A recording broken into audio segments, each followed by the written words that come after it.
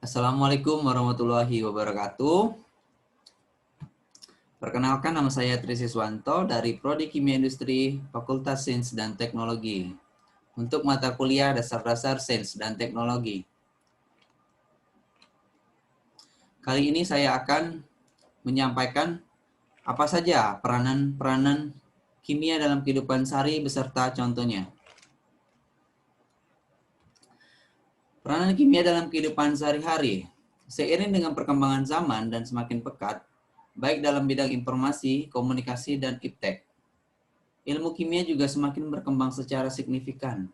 Ini ditandai dengan digunakannya ilmu kimia dalam produk-produk yang dihasilkan manusia, seperti sabun, deterjen, pasta gigi, sampo, kosmetik, obat, dan produk-produk yang dibutuhkan lainnya. Ilmu kimia juga sangat berpengaruh dan memiliki peran yang penting dalam perkembangan ilmu lain, seperti geologi, pertanian, kesehatan, dan dalam menyelesaikan masalah global. Peran ilmu kimia untuk membantu pengembangan ilmu lainnya, seperti pada bidang geologi, sifat-sifat kimia, dan berbagai material bumi, dan teknik analisanya, telah mempermudah geolog dalam mempelajari kandungan material bumi, logam maupun minyak bumi. Pada bidang pertanian, analis kimia mampu memberikan informasi tentang kandungan tanah yang terkait dengan kesuburan tanah. Dengan data tersebut, para petani dapat menetapkan tumbuhan tanaman yang tepat, kekurangan zat-zat yang dibutuhkan tanaman dapat terpenuhi dengan pupuk buatan. Demikian pula dengan serangan hama dan penyakit dapat menggunakan pestisida dan inseksida. Dalam bidang kesehatan, ilmu kimia cukup memberikan kontribusi dengan diketemukannya jalur perombakan makanan seperti karbohidrat, protein, dan lipid. Hal ini mempermudah para ahli bidang kesehatan untuk mendiagnosa berbagai penyakit.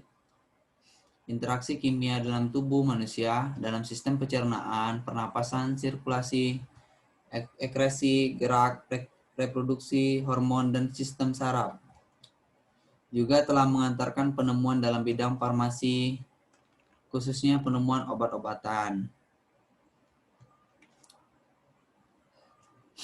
Bidang apa saja yang menyangkut dalam kehidupan sehari-hari? Untuk di bidang pertanian, ambil contohnya ketika tumbuhan membutuhkan air serta tanah yang subur. Namun di bidang pertanian modern telah menggunakan pupuk pestisida. Manfaat pupuk untuk tumbuhan ialah merangsang pertumbuhan akar, batang, dan daun serat, meningkatkan mutu dan jumlah hasil yang baik. Karena pupuk adalah senyawa kimia anorganik yang dijumpai di alam atau dibuat manusia yang memiliki nilai hara langsung atau tidak langsung bagi tanaman. Penggunaan pestisida dapat dimusnahkan hama-hama dan meningkatkan produksi tumbuhan dengan cepat, namun dapat membahayakan bagi manusia.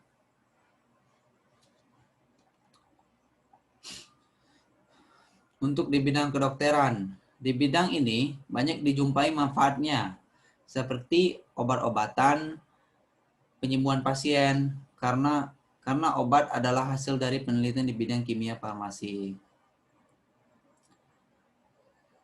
Dan juga di bidang pangan, adanya komposisi pada makanan yang bermanfaat bagi manusia, penggunaan mikroorganisme atau bakteri pada makanan. Contohnya seperti pembuatan kecap, tempe, dan yogurt. Untuk di bidang industri sendiri, penerapan ilmu kimia di bidang industri, ilmu kimia seringkali sangat dibutuhkan, terutama di bidang industri. Mesin-mesin di industri membutuhkan logam yang baik dengan sifat tertentu yang sesuai dengan kondisi dan bahan-bahan yang digunakan, seperti semen, kayu, cat, tembok, dan sebagainya. Dihasilkan melalui riset yang berdasarkan ilmu kimia. Kain sintetis yang Anda gunakan juga merupakan hasil penerapan ilmu kimia. Untuk di bidang hukum, manfaat di bidang hukum yaitu ketika terjadi kejahatan-kejahatan atau pembunuhan. Dengan begitu, dibutuhkan hasil tes DNA yang menggunakan ilmu kimia, peranan ilmu kimia yang dalam menyelesaikan masalah global.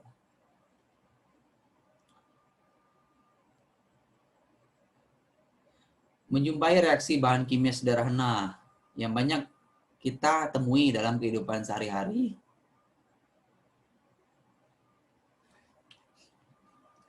Kimia analis secara garis besar dibagi dalam dua bidang yang disebut analis kualitatif dan analis kuantitatif. Analis kualitatif membahas identifikasi zat. Urusannya adalah unsur atau senyawa apa yang terdapat dalam satu sampel atau contoh. Pada pokoknya, tujuan analis kualitatif adalah memisahkan mengidentifikasi sejumlah unsur analis. Kuantitatif berurusan dengan penetapan banyak suatu zat tertentu yang ada dalam sampel atau contoh.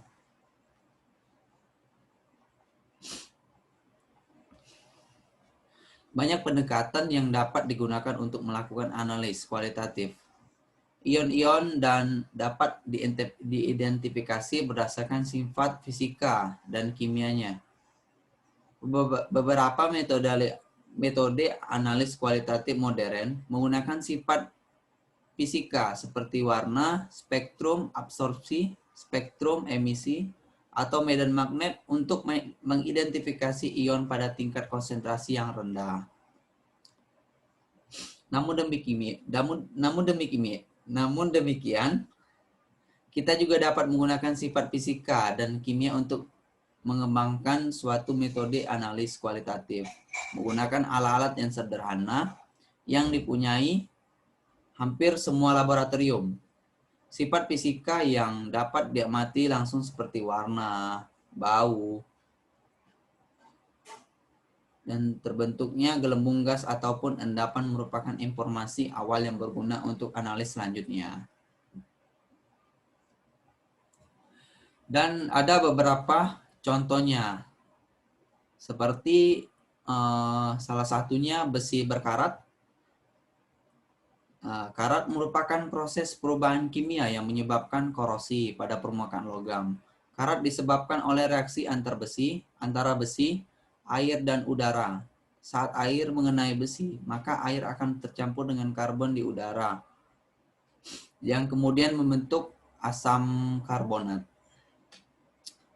Selanjutnya, contohnya pembakaran bensin dalam mesin. Bensin merupakan bahan bakar terbentuk cair di dalam mesin. Bensin akan bercampur dengan udara dan kemudian mengalami proses pembakaran. Campuran bensin dan udara ini berubah menjadi bentuk gas yang dibakar oleh percikan api dan busi sehingga menghasilkan tenaga.